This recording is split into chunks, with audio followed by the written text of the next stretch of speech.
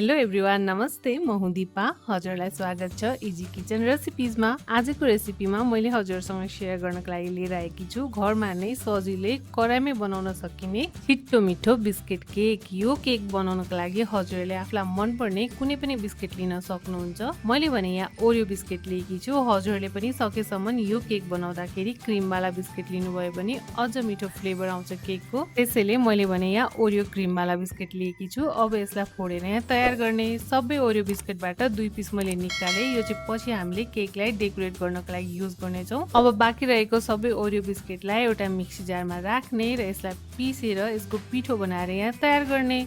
सबै पिसेको यो बिस्किटलाई हामीले एउटा ठुलो बाउलमा राख्छौँ। सबै बिस्किट पिसेर राखिसकेपछि अब यसमा थोरै थोरै दुध राख्दै यसलाई यसरी मिक्स गर्दै यसको चाहिँ हामीले केकको लागि चाहिने ब्याटर तयार गर्छौँ। त्यसैले एकैचोटि दुध नराख्नु होला, थोरै थोरै गर्दै दुध राख्दै हामीले यसलाई घोलेर यतिको ब्याटर बनाएर तयार गर्यौँ। यो ब्याटर बनेर तयार भइसकेपछि अब यसमा राखिदिने बेकिङ पाउडर। यदि हजुरसँग बेकिङ पाउडर छैन भने हजुरले इनो पनि राख्न सक्नुहुन्छ। थोरै बेकिङ पाउडर राखेर यसलाई राम्रोसँग घोलेर मिक्स गरिसकेपछि यो ब्याटर तयार भइसकेको छ केक बनाउनको लागि। अब भने हामीले केक बनाउने भाँडा तयार गर्ने। यसको लागि चाहिँ हजुरले घरमा भएको कुनै पनि यस्तो स्टिलको डेक्ची युज गर्न सक्नुहुन्छ।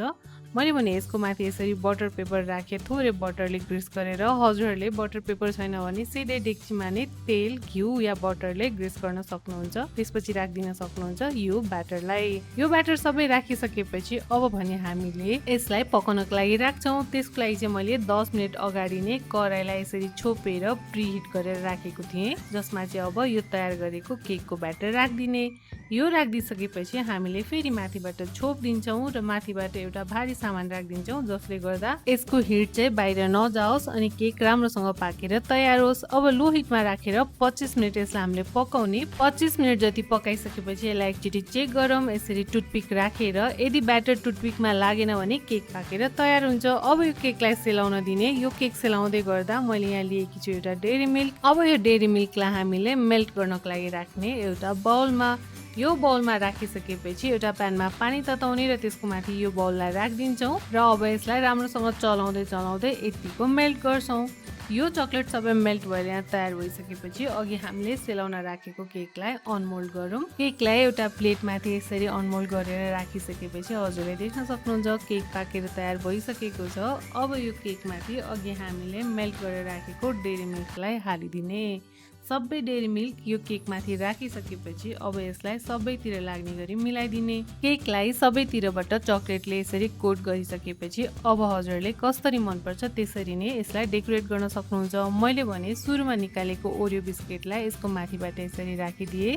ओरियो बिस्किटलाई यसरी माथिबाट राखिसकेपछि थोरै चकलेटलाई यसरी स्प्रिङ्कल गरिदिए अनि राखिदिए यसमा बाँकी डेरी मिल्क चकलेट अनि राखिदिँदैछु यो कलरफुल चकलेट। यो चाहिँ टोटली अप्सनल हो, हजुरलाई मनपर्छ भने राख्नुभयो हुन्छ, होइन भने डेरी मिल्क चकलेट र बिस्किटबाट मात्र हजुरले यो केक बनाएर रेडी गर्न सक्नुहुन्छ। हजुरले पनि यसरी यो सजिलै तयार हुने केक घरमा बनाउन सक्नुहुन्छ। बनाएर एकचोटि ट्राई गर्नुहोला। अनि हजुरलाई आजको रेसिपी कस्तो लाग्यो मन परेमा यो भिडियोलाई लाइक गरिदिनु होला, आफ्नो साथीभाइहरूसँग सेयर गरिदिनु होला। अनि यस्तै छिट्टो मिठो रेसिपीहरूको लागि इजी किचन रेसिपीलाई सब्सक्राइब गर्न भने नबिर्सिनु होला। हजुरको दिन शुभ बितोस्। Thank you.